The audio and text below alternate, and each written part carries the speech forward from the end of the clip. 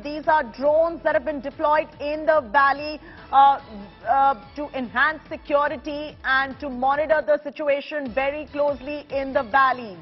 These visuals are from the valley where there is drones that have been deployed to monitor the situation as we speak. There's drone surveillance as well outside Yasin Malik's residence.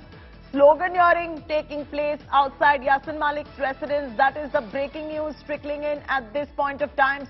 Security has been beefed up outside the residence of Yasin Malik and several other parts of the valley too, with these drone surveillance cameras being deployed. You can see one of them on your screens very clearly. These are visuals that we're picking up at the moment, and also the breaking news is about security being beefed up, sloganeering that is taking place right there. Sunilji Bhatt joins us. Sunilji, what is the kind of sloganeering that is going on right there in the valley?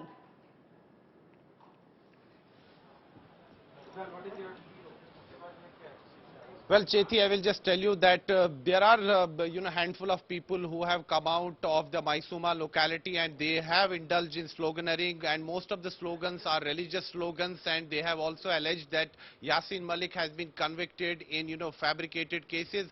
But the fact of the matter remains that Yasin Malik is a self-confessed terrorist. He has, confessed to his crimes not once but many times, and this time, as far as this NIA court is concerned, he has confessed to his crimes in the NIA court. He has said that he was involved in terror funding, and that is why he was convicted in this case, and now court is all set to pronounce quantum of punishment.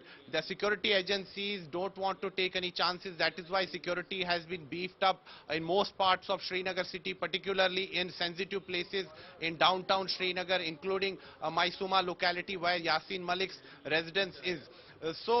Chethi, this is huge. I mean, this may sound, like that it's a court judgment, but this is very huge, because Yasin Malik has escaped law for a long time, and in fact, he has been visiting the top offices of the country also, including the then Prime Minister, Dr. Manmohan Singh. We have seen that he met even the then Prime Minister, Dr. Manmohan Singh. So he has enjoyed the sympathy of the civil society of the country also, because time and again the civil society members who were in fact part of track 2, track 3 diplomacy, they were engaging with Yasin Malik, and they were trying to bring him on board in order to buy temporary peace. So these people have also been basically pampered by our agencies also. That's a fact, and now that law is catching up. And it really must be frustrating. It must be really frustrating for the families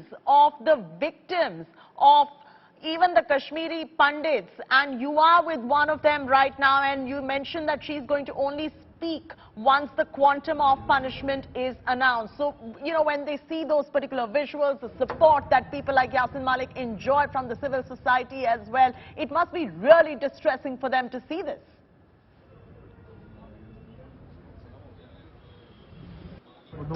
Absolutely, Chethi. It has been very, a distressing experience for the families of the victims in last 30 years. They have seen Yasin Malik with the Prime Minister of the country. They have seen Yasin Malik with the who's who of the civil society of the country. And it was like, it was akin to that somehow, as if civil society was rubbing salt on their wounds.